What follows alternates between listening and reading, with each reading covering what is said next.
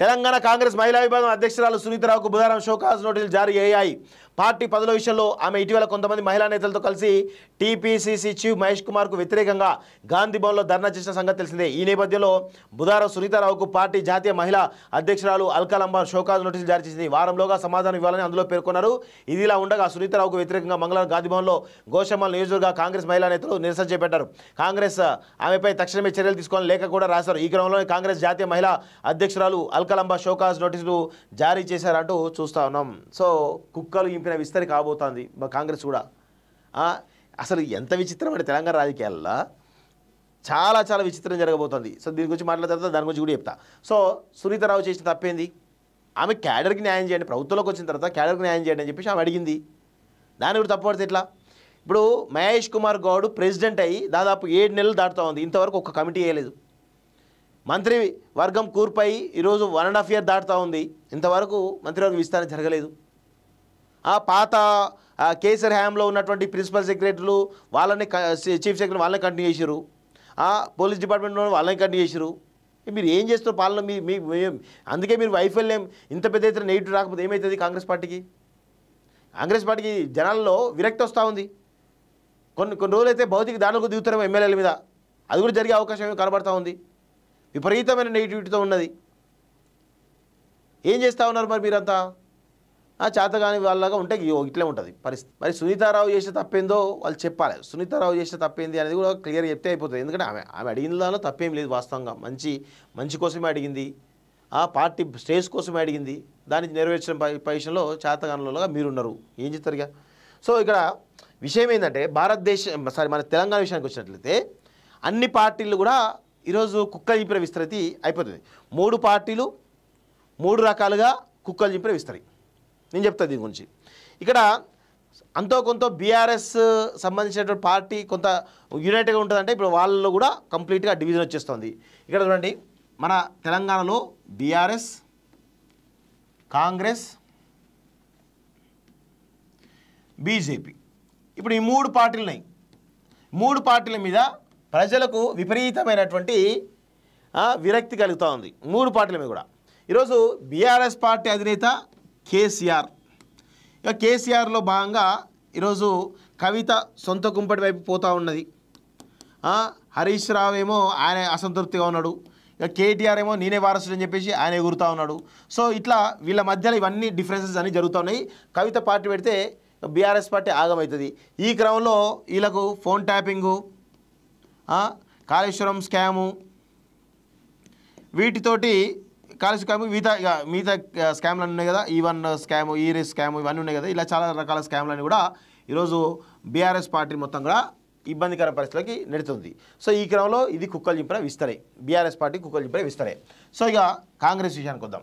కాంగ్రెస్ విషయానికి వచ్చినట్లయితే ఇక సీఎం రేవంత్ రెడ్డి ఒకవైపు, మిగతా మంత్రులు మినిస్టర్స్ ఒకవైపు, ప్లస్ పార్టీ క్యాడర్ ఒకవైపు. వీళ్ళు ప్రభుత్వంలో ఉన్నారు కాబట్టి బ్యూరో అడ్మినిస్ట్రేటివ్ సర్వీస్లో ఉన్నటువంటి ఐఏఎస్లు, ప్రిన్సిపల్ సెక్రటరీ అవుతున్నారో వాళ్ళు ఒకవైపు, ఐపీఎస్లు ఒకవైపు, ఇంకా మిగతా అధికారులు, ఉద్యోగ సంఘాలు ఒకవైపు, ఉద్యోగులు ఎవరైతే ఉన్నారో వాళ్ళు ఒకవైపు, టీచర్లు, ఇలా చెప్పుకుంటూ పోతే ఒకరి మధ్యలో ఒక సమన్వయం లేక ఈరోజు కాంగ్రెస్ పార్టీ యొక్క ప్రభుత్వం మీద విపరీతమైనటువంటి నెగిటివిటీ వచ్చేసింది. సో ముఖ్యంగా మంత్రులు అయితే కమిషన్ల కోసమే పనిచేస్తూ ఉన్నారు. ఇక ఎమ్మెల్యేలు, మినిస్టర్లు మాకేం పనిచేస్తారని చెప్పేసి వాళ్ళు దొందాలు స్టార్ట్ చేసారు గ్రౌండ్ లెవెల్లో. ఈ పెద్ద ఎత్తున విపరీతమైనటువంటి కోఆర్డినేషన్ మిస్ అయ్యి మళ్ళీ ఇది కూడా ఒక కుక్కలు చింపిన విస్తర అయిపోయింది కాంగ్రెస్ పార్టీ పరిస్థితి. ఈ 2028లో వచ్చే ఎలక్షన్స్లో కాంగ్రెస్ పార్టీకి ఒక 10 సీట్లు వస్తాయనే డౌట్ కూడా, 10 సీట్లు కూడా వస్తాయో రావనే డౌట్ కూడా ఉంది. సో ఇది ఈ 2 పార్టీల పరిస్థితి ఇట్లా ఉంటే బీజేపీ ఇంతవరకు ప్రెసిడెంట్ ఎవరు అనేది అనౌన్స్ చేయట్లేదు. వాళ్ళలో వాళ్ళు కుమ్మలాడుకుంటారు. ఇప్పుడు కేంద్ర హోంశాఖ మంత్రి ఉన్న బండి సంజయ్ వాళ్ళ అనుచరులతోటి అదే భావజాలంతో పనిచేసే ఒక మీడియా సంస్థ అధినేత గిరీష్ పైన దాడి చేయించిండు. సో అదేవిధంగా బండి వర్సెస్ ఈటల అనే ఫైట్ పెద్ద ఎత్తున నడుస్తూ ఉంది.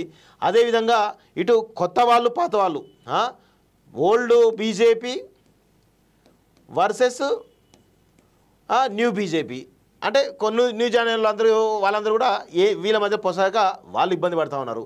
సో ఇట్లా కుక్క చింపేస్తాలాగా అసలు క్రమశిక్షణకు మారు పేరు కొంత బీజేపీ అంటారు. సో ఇప్పుడు అసలు ఈ రాష్ట్ర బీజేపీలో క్రమశిక్షణ లేదు. రాష్ట్ర అధ్యక్షుడు ఉన్నటువంటి కేంద్ర మంత్రి కిషన్ రెడ్డి తెలంగాణకు రాడు, తెలంగాణ పట్టించుకోడు. కేంద్ర హోంశాఖ మంత్రిగా ఉన్నటువంటి బండి సంజయ్ ఇక ఆయన ఏం చేయాలో అది చేస్తూ ఉంటాడు. సో ఇట్లా ఎంపీల మధ్య కోఆర్డినేషన్ లేదు, ఎమ్మెల్యేల మధ్య కోఆర్డినేషన్ లేదు. అసలు కొంతమంది ఎమ్మెల్యేలకైతే అసలు పార్టీలో కొంతమంది ఎమ్మెల్యేలకైతే పార్టీ కార్యక్రమాలకు సంబంధించి ఇంపటి కార్యక్రమాలకు సంబంధించి ఇన్విటేషన్ ఇస్తలేరట. గంత భావదారిద్ర పరిస్థితిలో బీజేపీ ఉంది. ఇట్లా బీఆర్ఎస్ కుక్కలు చింపేస్తారే, కాంగ్రెస్ కుక్కలు చింపేస్తారే, బీజేపీ కుక్కలు చింపేస్తారే.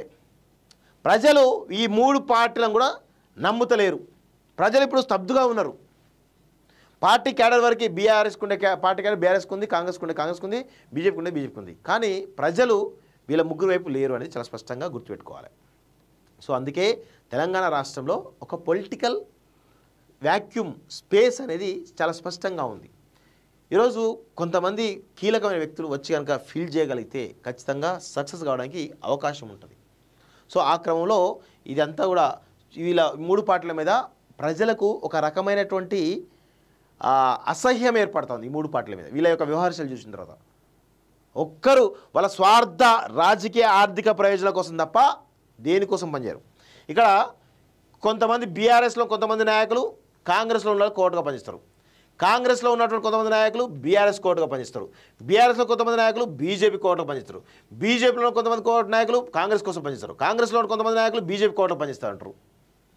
ఇట్లా ఎవరి కోర్టిజం వాళ్ళు చేస్తూ పార్టీని మొత్తం అన్ని మూడు పార్టీలు కూడా భ్రష్టు పట్టిస్తూ ఉన్నారు.